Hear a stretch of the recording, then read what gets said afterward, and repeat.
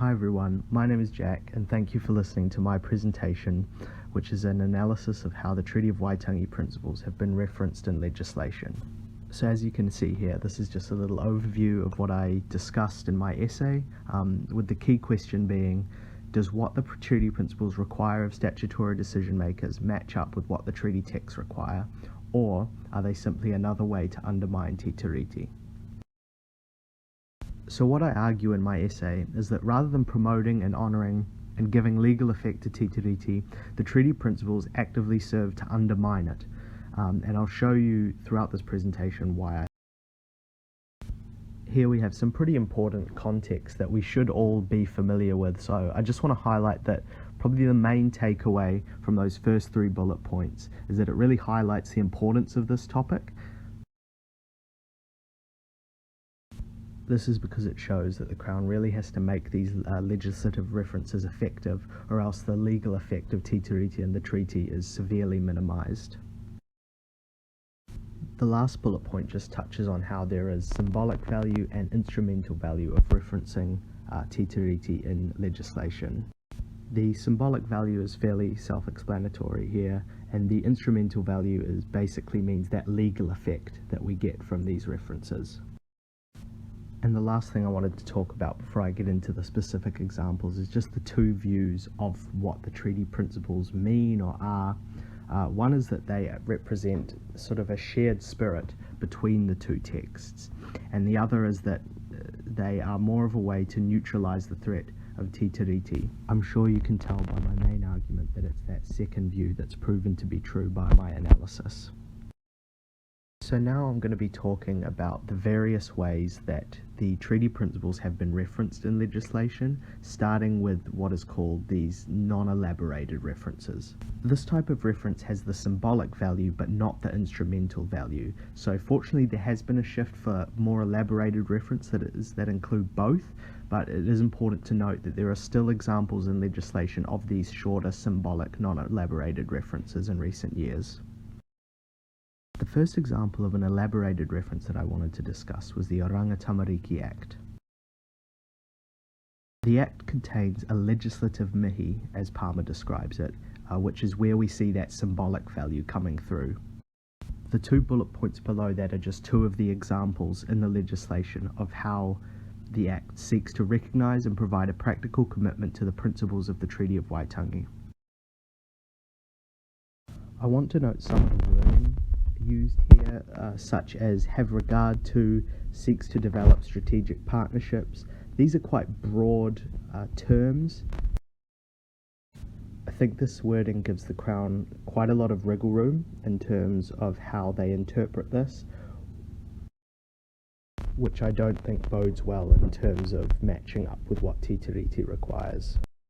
So next we have the Local Government Act 2002, which contains various principles and requirements to facilitate Māori participation in decision making in aid of recognition and respect of the Crown's responsibility to take into appropriate account the treaty principles. For example, we have Section 81, in which local authorities must establish processes to provide opportunities for Māori to contribute, consider how to develop opportunities for Māori to contribute, and provide information for Māori in relation to these 2 provisions. I highlighted appropriate account here because what I think it shows is that the Crown is very much in control of this process. They determine how much Māori can contribute, when they can contribute, and they're the ones doing the balancing exercise.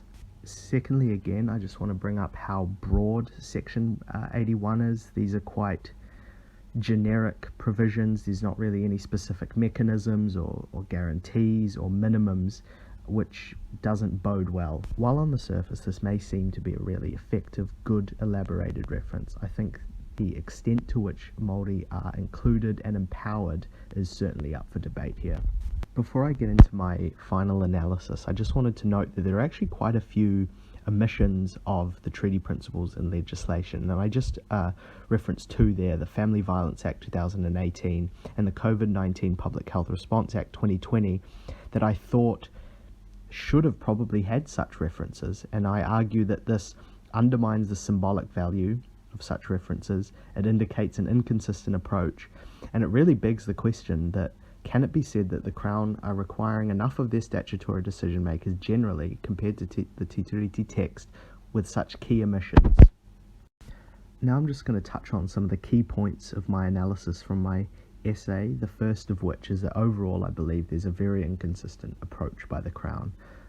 Firstly, I think this undermines the symbolic importance of these references, and secondly, I'd argue it shows a bit of a lack of consideration for the treaty principles. This is just speculation, of course, but it really does seem as if the Crown isn't engaging fully with the treaty principles, especially in their relationship to the treaty texts. The second point that I raise is that there is a focus on including Māori in decision making, but not to a Titiriti standard, and I suggest often it seems a lot like a box ticking exercise. And I mentioned those first two sub-points and related to the Local Government Act, and then that last point is just about how it's an example of how reconciling the two texts gives rise to these broad, obscured meanings which actually aren't what Titiriti requires at all. This leads into my last point, that because the treaty principles are meant to promote and give legal effect to Titiriti, and in fact they do the opposite, they undermine it and minimise it, it can be described as a new layer of deceit concerning the nature of the Crown's relationship with Māori. The key issue here really is that the treaty principles are a conception of the Crown, and I think it can be argued that the suppression of Titiriti through the treaty principles are just another example of how colonisation is still an ongoing process. To sum up, what the treaty principles in legislation require of statutory decision makers come nowhere close to what Titiriti requires.